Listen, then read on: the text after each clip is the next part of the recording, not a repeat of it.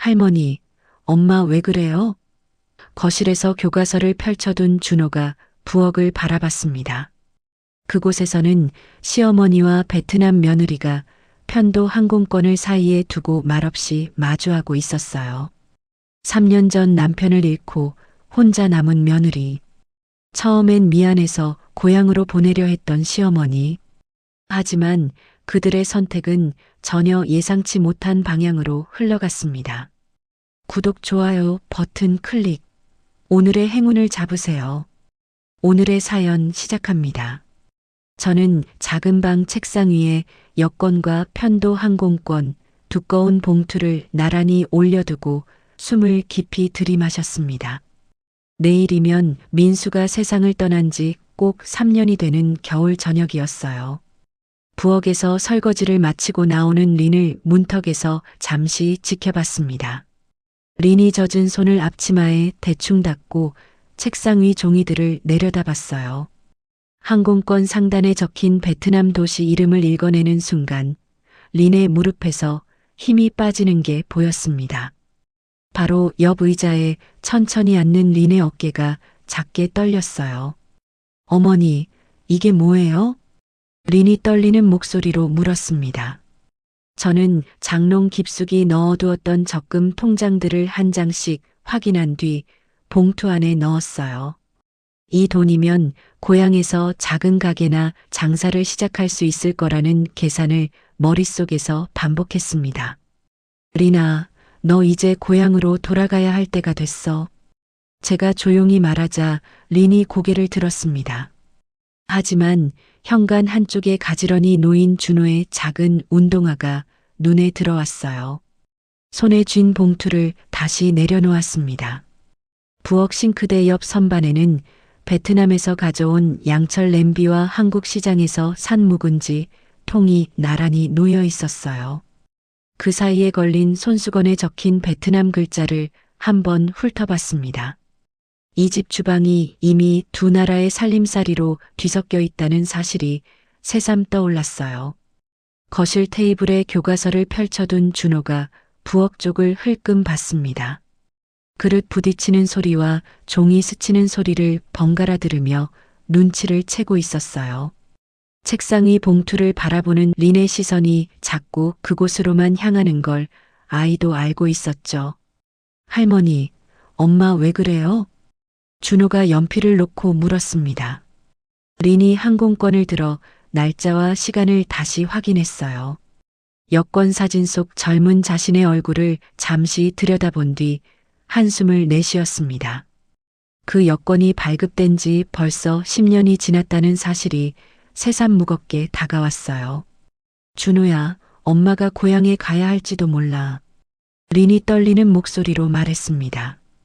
저는 동네 마트에서 린이 서툰 한국어로 가격을 물어보며 장을 보던 모습을 떠올렸어요.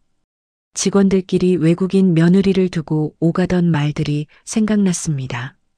여기서 더 버티게 하는 것이 과연 옳은지 자신에게 물으며 손가락으로 봉투 모서리를 문질렀어요. 엄마, 나도 같이 가요? 준호가 작은 목소리로 물었습니다. 린이 고개를 젓고 준호 머리를 쓰다듬었어요. 저녁 식탁에는 김치찌개와 계란말이, 린이 만든 베트남식 볶음면이 한꺼번에 올라와 있었습니다. 세 사람 모두 숟가락을 들고도 한동안 움직이지 못한 채 밥공기와 반찬만 바라봤어요. 린이 먼저 자리에서 일어나 안방으로 들어갔습니다. 안방에서 린은 작은 서랍을 열어 결혼식 사진이 담긴 봉투를 꺼냈어요.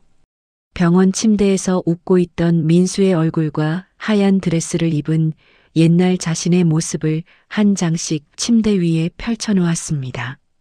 그 사진들을 다시 차곡차곡 정리해 봉투 속으로 밀어넣더군요. 방문 옆 옷걸이에는 민수가 자주 입던 점퍼와 작업복이 여전히 걸려 있었어요. 린이 그 옷을 손으로 한번 쓸어내리다가 가방에 넣을지 그대로 둘지 결정하지 못했습니다. 옷걸이에 그대로 걸어두고 방 안을 천천히 한 바퀴 돌아봤어요. 저는 베란다에 나와 창문을 닦으며 골목 끝 신호등 불빛이 깜빡이는 걸 바라봤습니다. 아들이 살아 있었다면 이 시기쯤 어떤 일을 하고 있을지 머릿속으로 그려봤어요. 자신이 외국인 며느리를 들이지 않았더라면 이 집 구조가 지금과 달라졌을지도 생각해봤습니다. 베란다 아래로는 퇴근길 사람들이 두꺼운 패딩 점퍼를 여미고 빠르게 걸어갔어요. 그 행렬 사이에 린과 준호가 섞여 저 멀리 사라지는 그림을 잠깐 떠올렸습니다. 유리창에 묻어있던 물기를 천으로 세게 닦아내며 생각을 끊었어요. 거실 장식장 위에는 내일 민수 사진 앞에 올릴 과일 접시와 향이 이미 준비되어 있었습니다. 린이 방문 틈 사이로 그 상차림을 바라봤어요. 민수의 기일 제사가 이 집에서 자신과 준호가 함께하는 마지막 행사일 수도 있다는 생각이 들었을 겁니다. 밤이 깊어지자 저는 서랍에서 항공권 봉투를 다시 꺼내 손바닥 위에 올려두었어요. 봉투를 구기지 않은 채 평평하게 편 다음 서랍 맨 뒤에 다시 밀어 넣었습니다. 서랍 손잡이를 한번 쥐었다 놓으며 아직 결정을 끝내지 못한 자신을 의식했어요. 그날 밤 작은 주택 2층의 불이 늦게까지 꺼지지 않았습니다. 안방에서 린은 이불을 턱까지 끌어올리고 눈을 감지 못한 채 천장을 바라봤어요. 작은 방에서 저는 옆으로 누워 장롱 쪽을 향한 자세로 숨을 골랐습니다. 거실에서는 준호가 교과서를 덮지 못한 채 책상 위에 엎드려 세 사람의 조용한 숨소리에 귀를 기울였어요. 남편의 기일이 지나고 며칠 뒤 린이 새벽 4시에 알람을 맞춰 공장 야간 근무에서 돌아왔습니다. 버스에서 내려 언손을 입김으로 녹이며 언덕길을 천천히 올랐어요. 골목 입구의 가로등 아래에 쌓인 눈자국을 밟고 지나가는 소리가 들렸습니다. 집에 들어온 린이 거실에 펼쳐져 있는 준호의 이불을 한번 덮어주고 부엌으로 향했어요.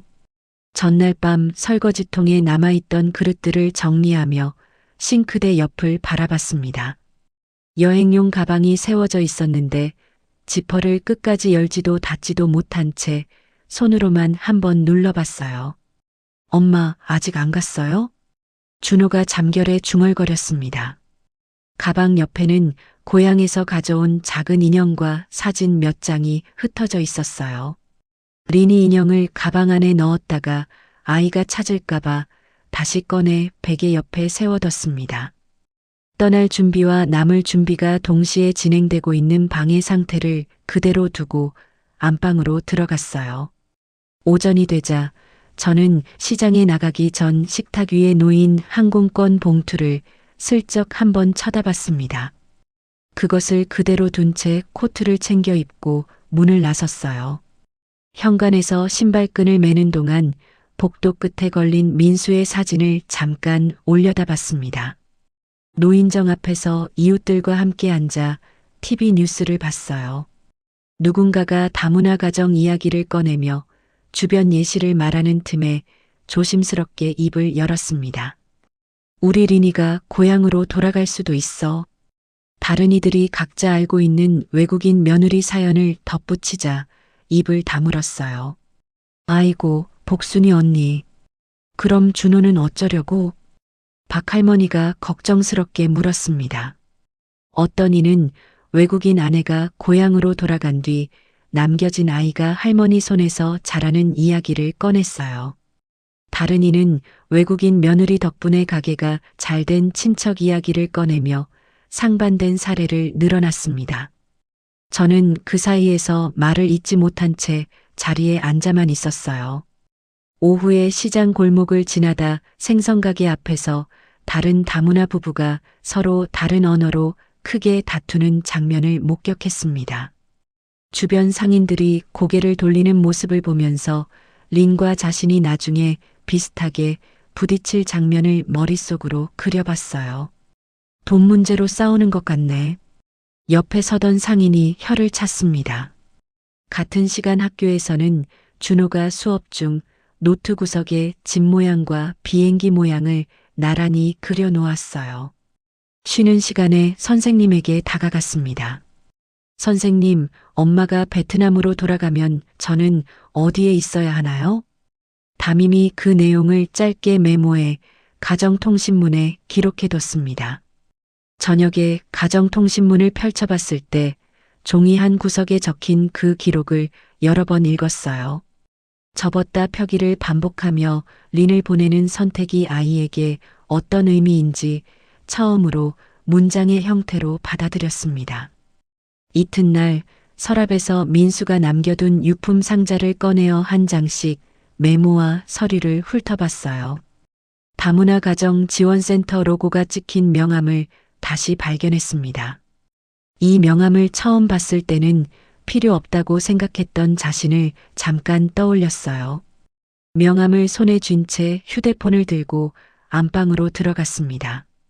전화를 걸어 상담 예약을 잡는 동안 민수 이름과 린의 국적, 손자의 나이를 천천히 말했어요. 시어머니가 상담을 신청한 경우는 드문데요. 상대편 직원이 말하며 시간을 안내했습니다. 메모지 한 귀퉁이에 날짜와 시간을 또박또박 적었어요. 전화를 끊은 후 식탁 위에 메모와 항공권 봉투를 나란히 올려뒀습니다. 두 종이의 의미가 서로 다른 방향을 가리키고 있다는 느낌을 받았어요. 봉투를 다시 서랍 속으로 밀어넣고 메모지만 냉장고 자석에 붙여뒀습니다. 그날 밤 린은 야간 공장 근무를 나가기 전 안방 서랍에서 고향집 사진이 저장된 오래된 휴대폰을 꺼냈어요. 흘길과 우물, 엄마가 앉아있던 마당을 확대해 봤습니다. 화면 어디에도 민수와 준호가 설 자리가 없는 것을 확인하듯 천천히 전원을 끄고 휴대폰을 다시 서랍에 넣었어요. 엄마, 베트남 가면 저도 베트남 말 배워야 해요? 준호가 잠자리에 들기 전 물었습니다. 린이 대답하지 못하고 준호의 이마에 입맞춤을 해줬어요. 준호는 거실 바닥에 앉아 가정통신문을 손가락으로 접었다 펴며 내일 학교에 이 종이를 가져가야 한다는 사실을 생각했습니다.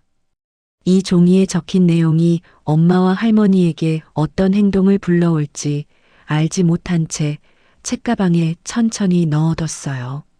이렇게 하루하루가 버티듯 이어지는 동안 린은 떠날 준비와 남을 준비 사이에서 방 앞 물건들을 정리했다, 흐트리기를 반복했습니다. 저는 명함과 항공권 사이에서 서랍을 열었다 닫았다 하며 결정을 미뤘어요.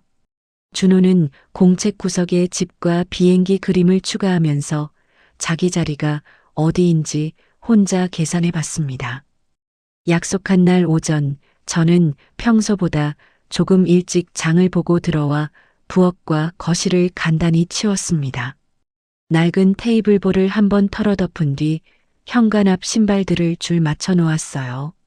낮 시간에 낯선 손님이 집에 들어올 준비를 했습니다. 정오 무렵 골목 입구에 낯선 여성이 나타나 센터 로고가 인쇄된 가방을 들고 집 주소를 한 번 더 확인했어요. 초인종이 울렸습니다. 현관문을 열며 앞에 선 사람이 민수가 예전에 받아온 명함 주인이라는 사실을 확인했어요. 안녕하세요. 다문화 가정 지원센터 지연입니다.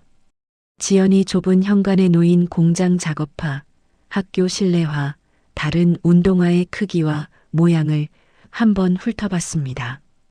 이 집이 공장과 학교, 시장을 동시에 오가는 동선의 중심지라는 것을 금방 눈치챘어요. 신발을 벗고 조심스럽게 부엌으로 들어섰습니다. 부엌 테이블에는 물컵 3개와 간단한 과일 접시가 놓여 있었어요. 안녕하세요. 린이 지연을 향해 허리 숙여 인사한 뒤 반대편 의자에 앉을지 싱크대 옆에 설지를 잠시 망설였습니다. 지연의 정리된 서류철을 바라보며 조용히 의자에 앉았어요. 지연이 메모장을 꺼내 린이 한국에 온 연도부터 차례대로 물어봤습니다. 결혼 날짜가 언제였나요? 2014년 5월이요. 남편분 사고는 언제였죠? 린이 목소리가 작아졌습니다. 2022년 1월이요. 저는 그 숫자들을 옆에서 바라보며 이 집에서 흘러간 시간의 길이를 처음으로 한 장의 종이에서 확인했어요. 린이 서툰 한국어로 자신의 일자리 목록을 이야기했습니다. 공장 야간 근무, 새벽 청소, 편의점 심야 아르바이트 했어요. 지금은 골목 포장마차 준비도 해요. 자신이 하루 안에 다녀야 할 장소들을 손가락으로 공중에 순서대로 그려봤어요. 지연이 적어둔 메모를 보며 천천히 설명했습니다.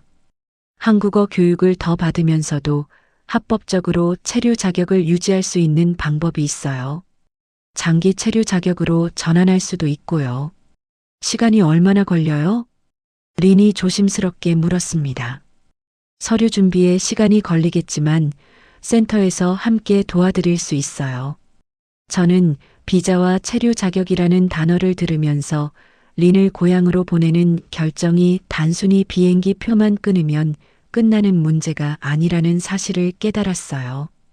이 집에서 아이와 함께 만들어 놓은 법적 행정적 기반을 싹 다 접어야 하는 결정이었습니다. 지연이 상담을 마무리하기 전에 부엌 선반에 놓인 베트남 향신료와 소스를 유심히 살펴봤어요. 평소 어떤 음식을 만드세요? 쌀국수, 반미, 볶음면 만들어요. 다문화 음식 플리마켓이라는 프로그램이 있는데 관심 있으세요? 린이 눈을 반짝였습니다. 지연이 메모장에 표시하며 말했어요. 그 음식들이 장터에서 충분히 경쟁력이 있을 것 같아요. 현관을 나가기 전 지연이 준호의 운동화 크기를 눈으로 가늠했습니다. 학교 적응은 어때요? 괜찮은 것 같아요. 다음 상담 때는 학교 선생님과의 연락도 함께 도와드릴게요. 지연이 돌아간 뒤 저는 부엌 싱크대 옆에 지연이 두고 간 홍보지를 세워뒀어요. 체류 자격, 교육과정, 창업 지원이라는 단어들을 한 줄씩 읽어갔습니다. 지금까지 떠올렸던 고양행 시나리오와 이 종이 위 새로운 시나리오가 서로 다른 방향을 향하고 있다는 사실을 느꼈어요. 저녁 무렵 린이 홍보지 뒷면에 적힌 다문화 음식 플리마켓 일정을 손가락으로 따라 읽었습니다. 준비 기간이 필요하겠네요. 일정 옆에 표시된 그 단어를 보고 자신의 현재 일정표를 머릿속으로 겹쳐봤어요. 일과 육아 사이 어디에 이 준비 시간을 끼워 넣을지 개인적으로 계산했습니다. 엄마, 이게 뭐예요? 준호가 홍보지를 들고 물었습니다. 음식 파는 장터예요. 린이 웃으며 대답했어요. 그날 밤 저는 서랍을 열어 항공권 봉투를 꺼내 홍보지 옆에 나란히 놓아봤습니다. 한 장은 이 집을 떠나는 길을, 다른 한 장은 이 집에 머물면서 새로운 길을 찾는 과정을 상징했어요. 봉투를 다시 접어 서랍 가장 안쪽으로 넣었습니다. 준호는 숙제를 마친 뒤 부엌 테이블 위 홍보지에 찍힌 음식 사진들을 한 장씩 살펴봤어요. 엄마, 이거 우리가 먹는 거랑 같아요. 그중 몇 가지가 엄마가 집에서 만들던 음식과 비슷하다는 것을 확인했습니다. 플리마켓이라는 단어를 공책 구석에 베껴 적어 학교에서 친구들에게 보여줄 준비를 했어요. 내일 친구들한테 자랑해야지. 준호가 신이 나서 말했습니다. 이렇게 센터와의 연결이 시작된 날, 이 집안에는 아직 고양행 항공권이 사라지지 않은 채로 남아 있었어요. 하지만 동시에 한국에서 새로운 형태로 정착할 수 있는 길에 대한 종이 한 장이 새로 놓였습니다. 저와 린, 준호는 서로 다른 자리에서 두 개의 길을 나란히 떠올려 봤어요. 센터 상담 후 한 달 뒤 다문화 음식 플리마켓이 열리는 토요일 이른 아침이었습니다. 린이 전날 밤까지 끓여놓은 베트남식 국수 육수를 큰 통에 담아 버스 정류장까지 옮겼어요. 저는 무거운 손수레를 끌며 골목 입구까지 함께 나와 그대로 버스가 떠나는 방향을 바라봤습니다. 어머니, 걱정하지 마세요. 린이 버스에 오르기 전 제 손을 잡고 말했어요. 장터 입구에는 임시 현수막과 행사 안내판이 세워져 있었습니다. 린이 참여자 명단이 인쇄된 종이에서 자신의 이름이 적힌 줄을 손가락으로 확인했어요. 배정된 작은 테이블 앞에 서서 테이블볼을 펴고 가스버너와 조리도구를 차례대로 올려놓았습니다. 오전에는 비가 조금씩 떨어져 손님이 뜸했어요. 린이 준비해온 국수와 반미 재료를 손질하며 고향에서 쓰던 조리 순서를 한 번 더 머릿속으로 되짚었습니다. 괜찮을까요? 린이 지연에게 불안한 목소리로 물었어요. 잘 될 거예요. 냄새가 정말 좋아요. 지연이 다른 부스 상인들과 인사를 나누며 린의 부스를 소개할 타이밍을 살폈습니다. 날씨가 조금 개이고 점심시간이 가까워지자 장터를 찾은 사람들 일부가 린의 부스 앞에서 멈춰 섰어요. 낯선 국수 냄새를 맡고 관심을 보이기 시작했습니다. 이거 어떤 음식인가요? 한 손님이 물었어요. 린이 준비해둔 메뉴 설명 종이를 들어보이며 짧게 설명했습니다. 베트남 쌀국수예요. 고기와 향신료가 들어가요. 첫 손님에게 그릇을 내밀며 손끝에 힘을 줬어요. 첫 손님이 국물을 한 숟가락 떠먹고 눈을 크게 뜨더니 그릇을 끝까지 비웠습니다. 정말 맛있네요. 하나 더 주세요. 옆에 서 있던 다른 사람들이 순서대로 줄을 서기 시작했어요. 줄이 길어질수록 린의 손놀림은 빨라졌습니다. 저는 조금 떨어진 곳에서 장을 보는 척 채소 가판대 앞에 서 있었어요. 린 부스 앞에 늘어선 줄 길이가 점점 길어지는 것을 확인하고 손에 들고 있던 장바구니 손잡이를 더 세게 쥐었습니다. 줄 맨 끝에 서 있는 사람들 얼굴을 하나씩 훑어봤어요. 어머, 저기 복순이네 며느리 아니야? 옆에 선 아주머니가 말했습니다. 점심이 끝나갈 무렵 초등학교를 마치고 나온 준호와 같은 반 친구 몇 명이 장터에 도착했어요. 엄마.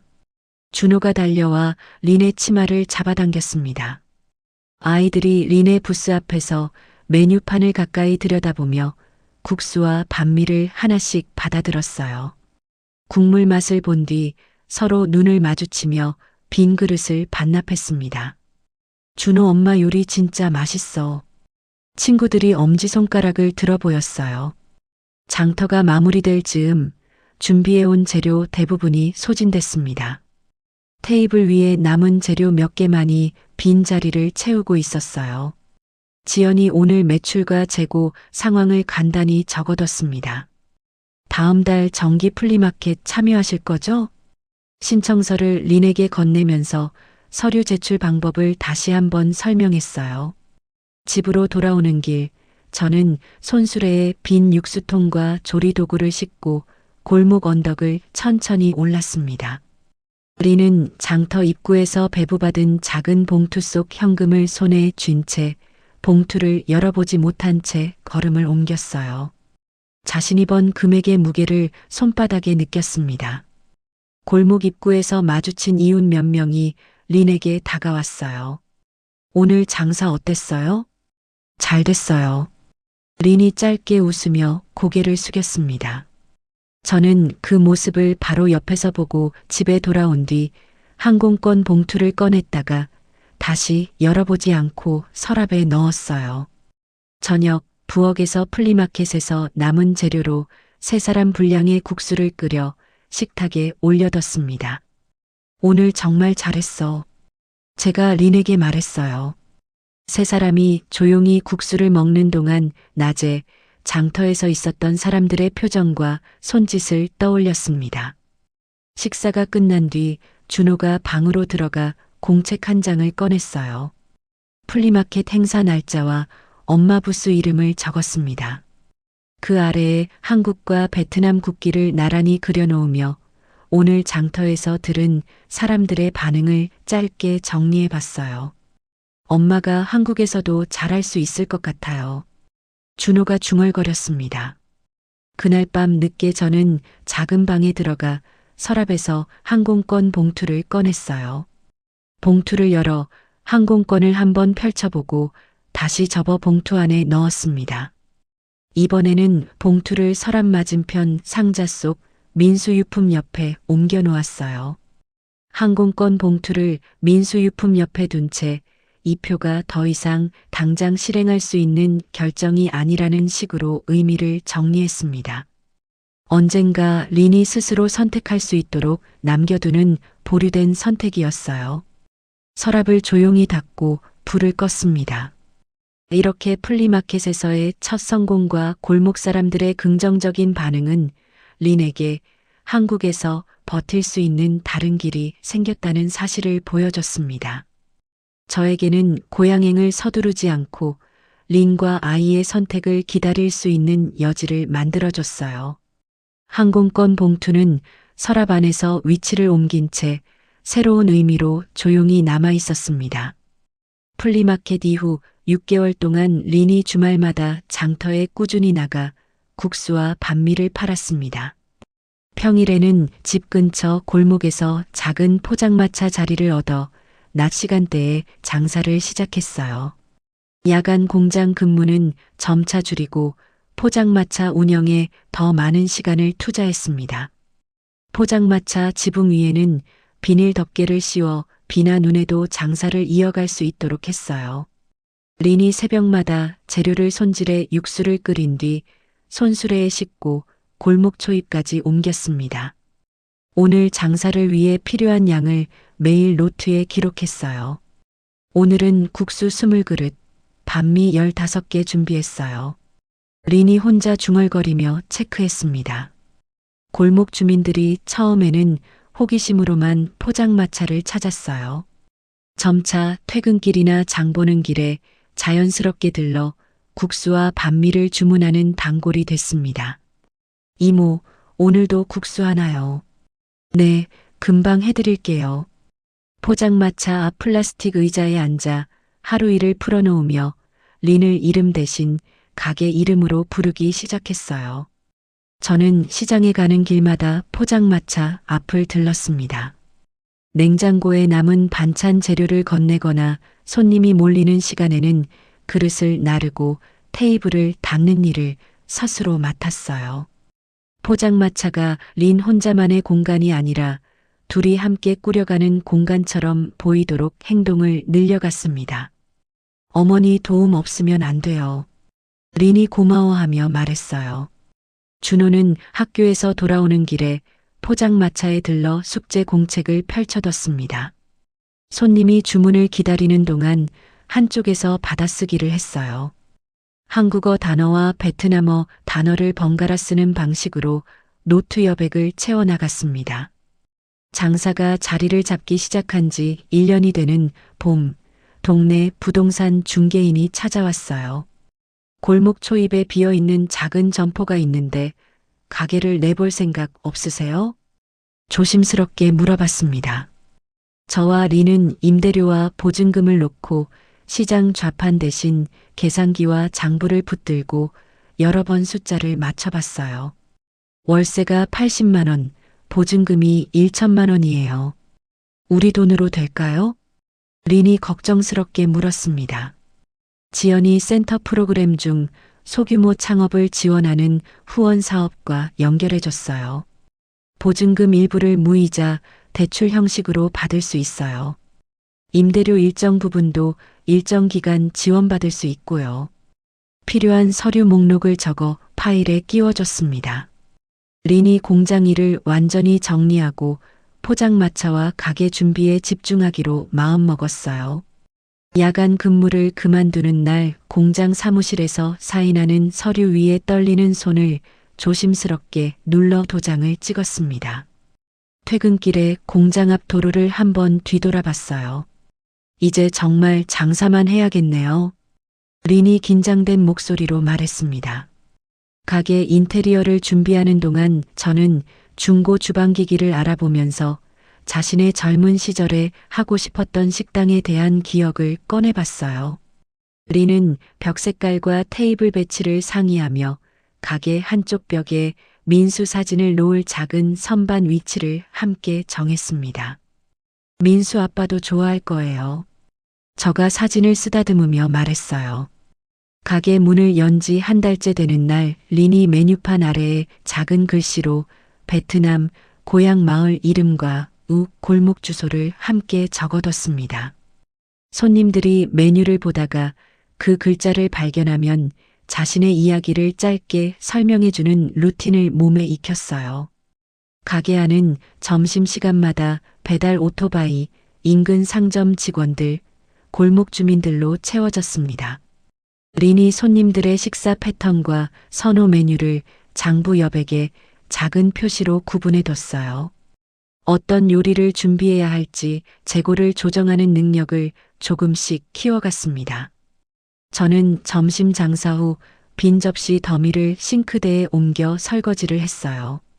세제 거품 사이에 떠있는 젓가락과 숟가락을 통해 이날 가게를 다녀간 사람들의 수를 눈으로 계산했습니다. 저녁에는 장부를 펼쳐 하루 매출을 린과 함께 확인했어요. 오늘도 목표 달성했네요. 린이 기뻐하며 말했습니다. 가게를 연 지 1년이 되는 가을, 준호가 학교에서 친구들을 데려와 가게 한 테이블에 앉혔어요. 아이들이 메뉴판을 넘기며 서로 다른 음식을 주문했습니다. 린은 주방에서 아이들 양을 조금 넉넉히 담아 접시를 내보냈어요. 엄마, 친구들이 맛있대요. 준호가 자랑스럽게 말했습니다. 저는 가게 문을 닫기 전 전등을 하나씩 끄고 마지막으로 주방불을 끄기 전에 민수 사진 앞에 작은 컵에 물을 따라 올려뒀어요. 오늘 하루 동안 가게에서 있었던 일들을 사진 앞에서 짧게 떠올린 뒤 컵을 똑바로 정리했습니다. 이렇게 포장마차에서 시작된 장사는 2년이 채 안 되는 시간 동안 골목의 작은 가게로 자리를 옮겼어요. 저와 린은 고양행 항공권 대신 이 골목 주소와 가게 상호가 찍힌 영수증을 매일 쌓아가며 여기서 살아보자는 결정을 행동으로 이어갔습니다. 가게를 연 지 2년째가 되던 여름, 저는 아침장을 보러 시장에 갔다가 무거운 박스를 옮기던 중 허리를 잡고 주저앉았습니다. 주변 상인들이 구급차를 부르며 저를 부축해 인근 종합병원 응급실로 옮겼어요. 할머니, 연락을 받고 달려온 린과 준호가 병원 응급실 대기실에서 접수 데스크 앞 대형 시계 초침이 움직이는 것을 바라보며 차례를 기다렸습니다. 린이 서류 작성대에서 의료보험증과 신분증, 진료 의뢰서를 순서대로 꺼내 접수 직원이 요구하는 대로 서류를 제출했어요. 보호자 성함이 어떻게 되세요? 팜티린이요. 관계는요? 며느리예요. 초기 검사가 끝난 뒤 저는 병실로 옮겨졌습니다. 전문의가 추가 검사를 위해 CT와 조직 검사를 예약하며 일정표를 건넸어요. 린이 검사가 잡힌 날짜와 시간을 수첩에 적고 그 옆에 가게 예약 상황을 작게 메모에 둘 사이에 조정을 고민했습니다. 며칠 후 의사가 검사 결과를 설명했어요. 여러 부위에 암이 전이된 상태입니다. 치료 계획과 예상 비용을 보시죠. 서류를 건네며 차분히 말했습니다. 린이 A4 용지 몇 장에 적힌 항목들 중에서 특히 치료비 총액이 적힌 부분에 시선이 멈췄어요. 이렇게 많이 드나요? 제가 병실 침대에 누운 채 링거줄을 따라 떨어지는 약물 방울을 바라볼 때 린은 병원 복도 끝 벤치에 앉아 휴대폰 계산기 애플리케이션을 열었습니다. 치료비, 가게 임대료, 재료비, 집생활비, 학교 비용을 한 번에 더해 본 뒤 화면 가득 채워진 숫자를 지우지 못한 채 그대로 껐어요. 가게에서는 린 혼자 주방과 홀을 오가느라 주문이 밀리기 시작했습니다. 손님이 많지 않은 시간대에는 병원에 들러야 해서 가게 문을 일찍 닫거나 늦게 여는 날이 늘어났어요. 요즘 장사가 힘들어 보이네. 일부 단골들이 조용히 발걸음을 줄이며 다른 식당으로 점심 장소를 옮겼습니다. 학교에서 준호는 수업 중 멍하니 창밖을 보는 시간이 늘어났어요. 담임이 상담 기록에 가족 건강 문제와 정서적 지원 필요성을 적어뒀습니다. 가정통신문으로 심리 상담 프로그램 안내문을 함께 보냈지만 린은 안내문 내용을 번역기에 따라 입력해가며 이해하는 데 시간이 걸렸어요. 병원비 청구서가 첫 달 말에 도착했을 때 린이 봉투를 뜯어 금액을 확인했습니다. 가게 장부의 잔액과 통장 잔액을 모아서도 충분하지 않다는 사실을 파악한 뒤 지연에게 문자 메시지를 보냈어요. 도움이 가능한 지원 프로그램이 있나요? 지연이 다음날 병원으로 찾아와 긴급 의료비 지원 신청서를 내밀었습니다. 제출해야 할 증빙 서류가 많아요. 서류 심사와 지원금 도착까지 최소 몇 주가 걸릴 수 있어요. 그 기간 동안은 어떻게 해요? 다른 방법도 함께 찾아보죠. 린이 지원금이 도착하기 전까지 가게 재료비를 줄이기 위해 하루에 준비하는 국수 양을 줄였어요. 장을 보러 갈 때는 세일 품목을 먼저 확인하며 기존에 사용하던 고기 대신 채소 비율을 높이는 방식으로 메뉴 구성을 바꾸기 시작했습니다. 고기가 조금 부족해도 맛있게 만들 수 있을 거예요. 가게 임대료 납부일이 다가오자 부동산 중개인이 조심스럽게 알렸어요. 밀린 임대료가 생기면 계약 연장에 문제가 될 수 있어요. 린이 은행에서 긴 줄을 서며 소액 대출 상담을 몇 번이나 고려했다가 포기했습니다. 대신 장부를 열어 불필요한 지출을 줄일 항목을 찾았어요. 저녁 늦게 가게 문을 닫은 후 린이 가게 한쪽 테이블에서 장부, 병원비 청구서, 지원 신청서 사본을 한 번에 펼쳐 놓았습니다. 각 문서의 날짜와 금액을 비교하면서 어느 시점에 어떤 돈이 빠져나가고 들어올지를 수십 번 다시 계산했어요. 같은 시간 병실에서는 제가 수면제 투여로 깊은 잠에 들어 있었습니다. 침대 옆 의자에는 쓰다만 메모지가 한 장 놓여 있었어요. 그 종이 위에는 아직 다 적지 못한 문장 몇 개와 제 삐뚤어진 글씨가 연필로 남아 있었습니다. 준호는 집에서 혼자 숙제를 하다가 답이 떠오르지 않는 수학 문제를 그대로 비워둔 채 가방을 덮었어요. 책상 서랍에서 작은 노트를 꺼내 할머니, 엄마 가게, 병원이라는 단어를 순서대로 적어본 뒤 그 네 단어가 이 집 하루를 어떻게 채우는지 스스로 정리해 봤습니다. 이렇게 병과 빚이 동시에 밀려온 두 번째 위기는 린에게는 숫자와 서류와 시간표를 동시에 다뤄야 하는 새로운 버팀목을 요구했어요. 저에게는 남은 시간을 어떻게 써야 할지 고민하게 만들었습니다. 준호에게는 더 이상 단순히 아이로만 머물 수 없는 상황을 조용히 만들어갔어요. 병원에서 치료를 시작한 지 2달째 되던 어느 날 저는 컨디션이 조금 나아진 틈을 타 침대 머리를 세우고 창가 의자에 앉았습니다. 린을 마주보고 서랍에서 꺼낸 예전 가계부와 통장 묶음을 건넸어요.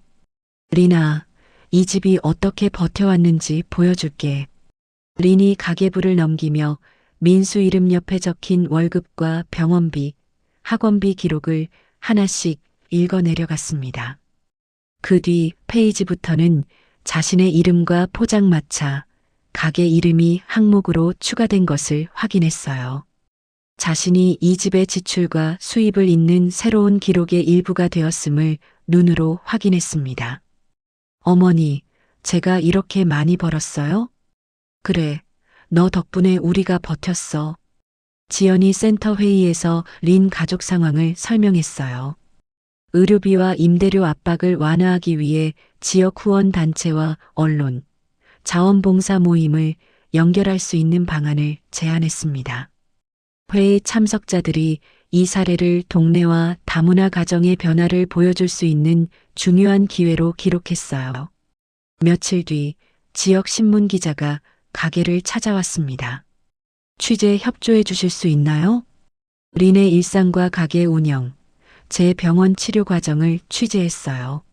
사진 기자가 가게 정경과 주방에서 일하는 린, 테이블에 앉아 있는 준호, 가게 한쪽 벽에 걸린 민수와 제 사진을 차례로 촬영했습니다. 기사와 사진이 실린 지역 신문이 동네 곳곳에 비치되자 골목 주민과 인근 직장인들이 점심시간에 가게로 몰려왔어요. 신문에 나온 그 집이 여기구나. 신문에 실린 사진과 실제 가게 내부를 번갈아 확인하며 그동안 스쳐 지나갔던 이 가족의 사정을 조금 더 구체적으로 떠올렸습니다. 가게 카운터 옆에는 지연이 가져온 작은 모금함이 놓였어요. 린 가족을 위한 후원입니다. 모금함 앞에는 간략한 안내 문구가 적힌 종이가 붙어 있었습니다. 손님들이 계산을 마친 뒤 남은 동전이나 지폐를 조심스럽게 모금함 속에 넣고 갔어요. 힘내세요. 화이팅 하세요. 몇 주가 지나자 모금함 안에는 동전과 지폐, 함께 넣어둔 작은 쪽지들이 쌓였습니다. 린이 영업을 마친 뒤 모금함을 열어 후원금 총액을 확인했어요.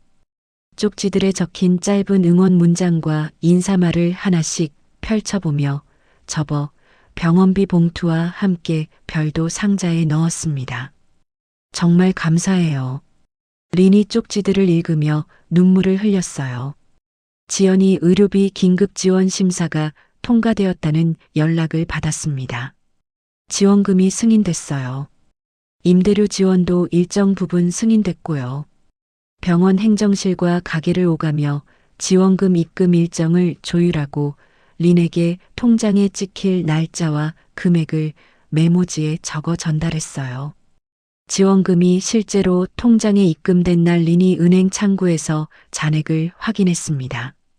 정말 들어왔어요. 병원비 청구서에 적힌 금액과 임대료 청구서를 한 번에 묶어 지연이 적어준 우선순위대로 납부했어요. 영수증을 각각 파일에 정리한 뒤 병원과 부동산 사무실을 차례로 들렀습니다. 학교에서는 담임이 학급 아이들에게 설명했어요. 다양한 가정 형편과 병원 상황이 있을 수 있어요. 서로 도와야 할 때가 있답니다.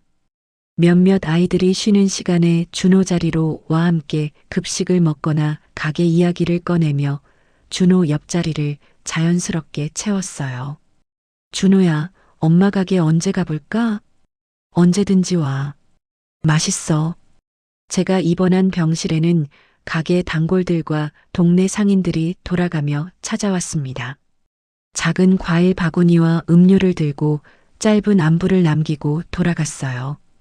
병실 벽에는 린과 준호가 가져온 가게 사진과 골목 풍경 사진이 여러 장 붙어 제 시야를 채웠습니다. 병원 사회복지사가 지연과 상의해 린 가족에게 심리 상담 프로그램과 간병 지원 정보를 안내했어요. 간병 도우미 지원을 받을 수 있어요. 린이 이 프로그램을 활용해 간헐적으로 간병 도우미의 도움을 받아 가게와 병원을 오가는 시간을 조금 덜어냈습니다. 준호는 학교가 끝난 뒤 가게와 병원 중 어느 곳을 먼저 들를지 매일 아침 그날의 스케줄에 따라 결정했어요. 때로는 친구와 함께 가게에 들렀다가 병원에 가서 제 얼굴을 보고 때로는 병원부터 들른 뒤 가게에서 숙제를 하며 하루를 마무리했습니다. 할머니, 오늘 가게에 손님이 많이 왔어요. 준호가 제게 하루 일을 들려줬어요. 지원금과 후원, 동네 사람들의 도움으로 가장 급한 병원비와 임대료 문제를 넘기고 난 뒤 린이 장부를 펼쳐봤습니다. 숫자들 옆에 사람들의 이름과 모임 이름, 모금함 금액들까지 함께 적혀 있는 것을 확인했어요. 이 가게가 단지 손님과 주인의 관계만으로 유지되는 공간이 아니라는 사실을 행동으로 체감했습니다. 혼자가 아니구나. 린이 혼자 중얼거렸어요. 이렇게 두 번째 위기는 여전히 제 몸과 시간을 줄이고 있었지만 그 과정에서 린과 저, 준호, 지연 골목 주민들은 서로의 삶에 더 깊이 관여하게 됐습니다. 이 집과 가게는 한국과 베트남, 혈연과 비혈연, 공적 지원과 사적 후원이 뒤섞여 버티는 새로운 형태의 공동체 공간으로 자리 잡아갔어요. 계절이 두 번 더 바뀌어 가을이 깊어갈 즈음 제 치료는 유지요법으로 전환되었지만 몸 상태는 눈에 띄게 약해졌습니다.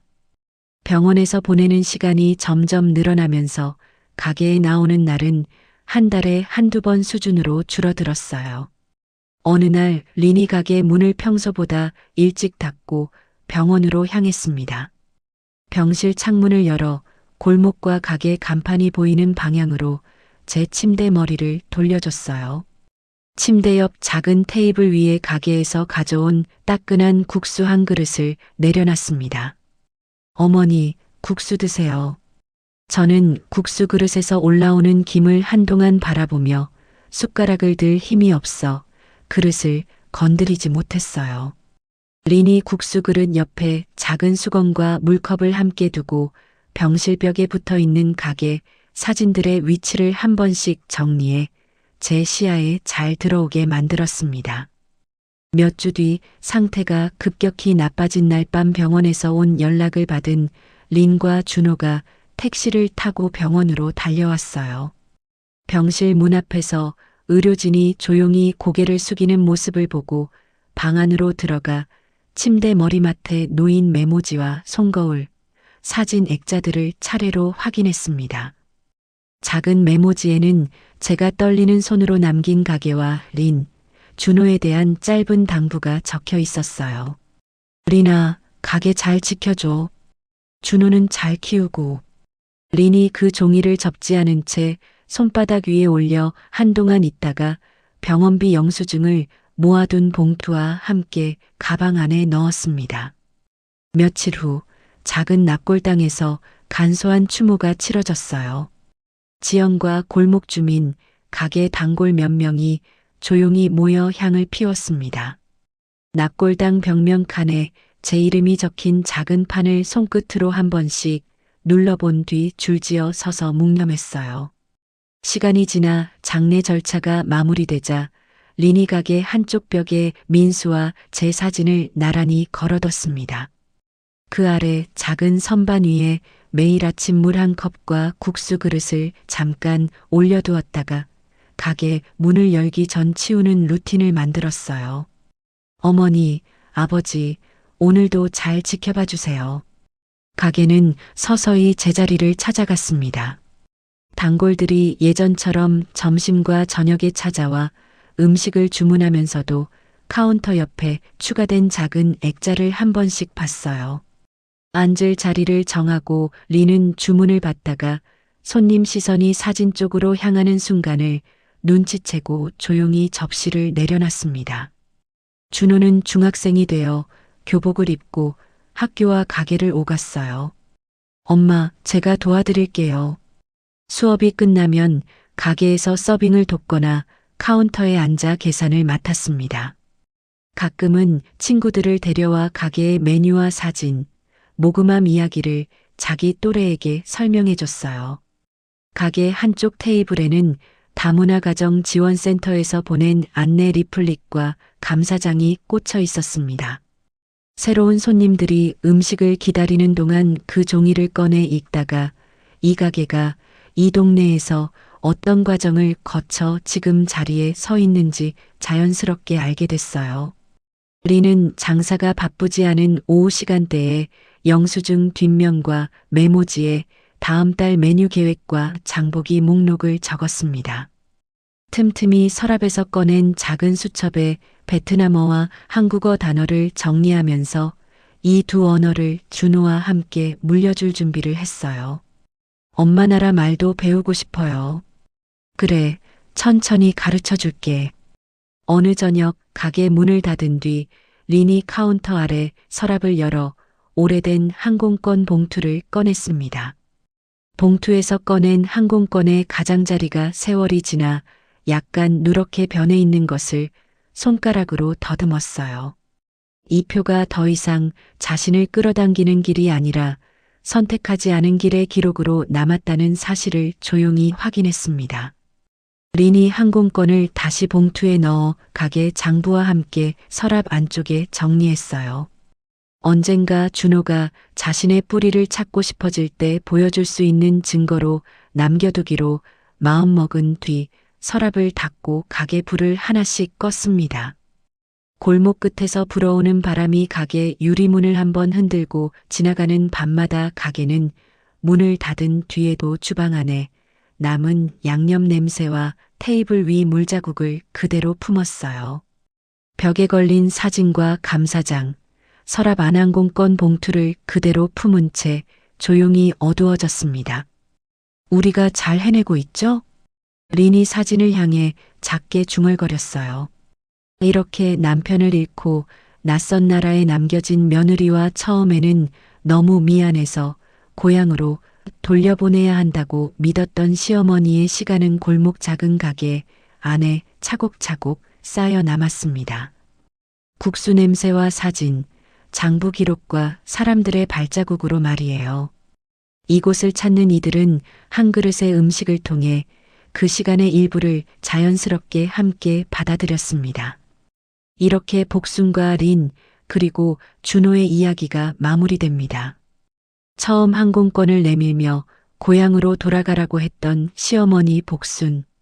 그 순간 그녀는 미안함에서 비롯된 선택이라고 생각했겠지만 결국 가장 소중한 것을 잃을 뻔했습니다. 하지만 린의 작은 용기와 지역사회의 따뜻한 손길, 그리고 무엇보다 서로를 향한 진심이 만들어낸 기적 같은 이야기였죠. 골목 작은 가게에서 피어오르는 베트남 쌀국수 냄새는 이제 이 동네의 일상이 되었고, 벽에 걸린 두 장의 사진은 혈연을 넘어선 진짜 가족의 의미를 말해줍니다. 가끔 서랍 깊숙이 남겨진 그 항공권을 보며 린은 생각할 겁니다.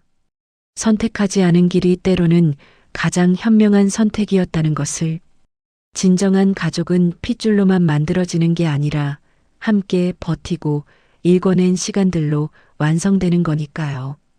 이야기를 끝까지 들어주신 분이 계시다면 잘 들었다고 댓글 하나만 남겨주세요. 감사합니다.